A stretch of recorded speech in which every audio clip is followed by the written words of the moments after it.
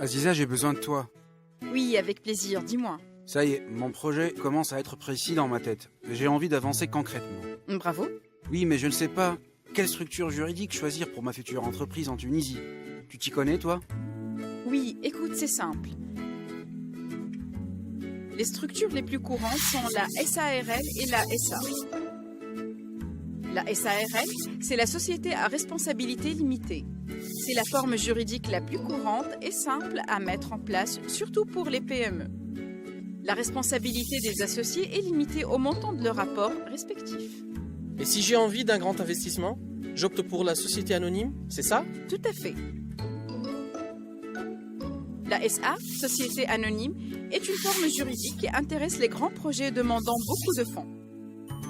Les actionnaires sont responsables à hauteur de leur rapport et leur nombre n'est pas plafonné. La gestion des actions est souple et ces actions sont facilement cessibles à d'autres actionnaires.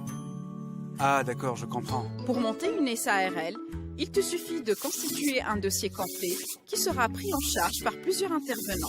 La recette des finances, où se fait l'enregistrement des statuts, contrôle des impôts, où s'effectue la déclaration d'existence et carte d'identification fiscale, une déposition auprès de la greffe du tribunal.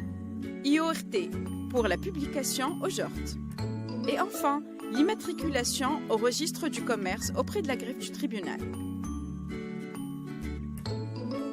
Et la société anonyme, fait-elle appel aux mêmes structures? Exactement. Tu peux la constituer auprès des mêmes intervenants, mais dans d'autres étapes, car elle fait appel public à l'épargne, pour le dépôt provisoire du projet, des statuts auprès de la greffe du tribunal, et une publication de la notice auprès de la IORT. Puis passe à la souscription du capital et l'état des versements, et l'enregistrement des PV de l'AGC et du premier chiffre d'affaires à la recette des finances. Une déclaration d'existence et carte d'identification fiscale sont requises au bureau de contrôle des impôts. Pour un dépôt définitif au registre du commerce auprès de la greffe du tribunal.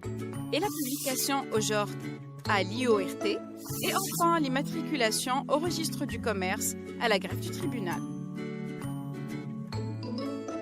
Tout cela opère sans ton intervention grâce au guichet unique qui prend en charge toutes les procédures de A à Z dès l'acquisition du dossier complet. Cela te donne une meilleure vision? Oui. Tu peux tout trouver alors pour commencer dès maintenant les premières manœuvres sur la plateforme. Merci Aziza. J'investis au Bled Aula. À suivre.